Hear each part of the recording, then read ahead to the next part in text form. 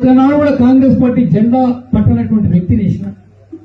గతంలో కాంగ్రెస్ పార్టీలో ఉండి 10 సంవత్సరాలు టీఆర్ఎస్ ప్రభుత్వం ఉంటే ఆ పార్టీలో పోయి అన్ని సంపాదించుకుని మళ్ళా వచ్చిన వాళ్ళకి వేసినారు. ఇదా కాంగ్రెస్ పార్టీ, ఇదా రాజకీయం. గన్పూర్ కూడా అదే మాదిరి జరిగింది. ఇన్ని తప్పులు చేస్తున్నా మేము భరించి ఊరుకుంటున్నాం. నేను భరించకుంటే ఇంకో జీవన్ రెడ్డి కావాల్సి వస్తుంది. నేను భరించకుంటే ఇంకో జీవన్ రెడ్డి కావాల్సి వస్తుంది. తప్పులు చేస్తున్నా ఈ తప్పుడు గాళ్లను పార్టీ నుంచి బయటకు వదిలేంత వరకు మేము వదలం అనేటువంటి మాట కూడా మేము మనం చేస్తాము. అందుకని ఎంతో కాలం సాగదు ఇది. ఇవాళ టికెట్ పొందిన వ్యక్తితో డబ్బులకు ఆశపడి నా టికెట్ ను పక్కకు పెట్టారనేటువంటి మాట కూడా మీతో మనం చేస్తున్నాం. రేవంత్ రెడ్డి గారు పిసిసి ప్రెసిడెంట్ గా పోయి చెప్పారు, అన్నా ఈ రోజు కాంగ్రెస్ పార్టీ గెలవబోతుంది, మీరు ముఖ్యమంత్రి కాబోతున్నారన్న మాట కూడా నేను చెప్పాను. ఆ మాట మరి నేనంత నిర్భయంగా వారే ముఖ్యమంత్రి అని చెప్పిన తర్వాత ఇంక భయమే ఉంది చెప్పండి. ఆ ప్రకారంగా నేను చెప్పిన తర్వాత కూడా కొంత డబ్బులకు ఆశపడి నా టికెట్ కోశారు. ఇలా నా 45 సంవత్సరాలు నిర్మాణం చేసుకున్న రాజకీయ జీవితాన్ని ఒక్క వేటుతో కింద పడేశారనేటువంటి మాట కూడా మీతో మేము మనం చేస్తా ఉన్నాను.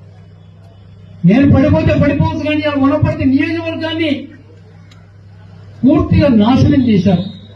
ఇలా నాలాంటి వాడు ఎమ్మెల్యేగా ఎన్నుకోబడి ఉంటే, ఇప్పుడు ఏర్పడ్డ రాష్ట్ర ప్రభుత్వంలో ఒక మంత్రిగా నియమించబడితే వనపర్తికి ఎంత మార్గదర్శనం ఉండేదనేటువంటి మాట కూడా ఒకనాడు కూడా కాంగ్రెస్ పార్టీ జెండా పట్టనటువంటి వ్యక్తిని వేసిన. గతంలో కాంగ్రెస్ పార్టీలో ఉండి 10 సంవత్సరాలు టీఆర్ఎస్ ప్రభుత్వం ఉంటే ఆ పార్టీలో పోయి అన్ని సంపాదించుకుని మళ్ళా వచ్చిన వాళ్ళకి వేసినారు. ఇదా కాంగ్రెస్ పార్టీ, ఇదా రాజకీయం. గన్పూర్ కూడా అదే మాదిరి జరిగింది. ఇన్ని తప్పులు చేస్తున్నా మేము భరించి ఊరుకుంటున్నాం. నేను భరించకుంటే ఇంకో జీవన్ రెడ్డి కావాల్సి వస్తుంది. నేను భరించకుంటే ఇంకో జీవన్ రెడ్డి కావాల్సి వస్తుంది. తప్పులు చేస్తున్నా ఈ తప్పుడు గాళ్లను పార్టీ నుంచి బయటకు వదిలేంత వరకు మేము వదలం అనేటువంటి మాట కూడా మేము మనం చేస్తున్నాం. అందుకని ఎంతో కాలం సాగదు ఇది. ఇవాళ టికెట్ పొందిన వ్యక్తితో డబ్బులకు ఆశపడి నా టికెట్ ను పక్కకు పెట్టారనేటువంటి మాట కూడా మీతో మనం చేస్తున్నాం.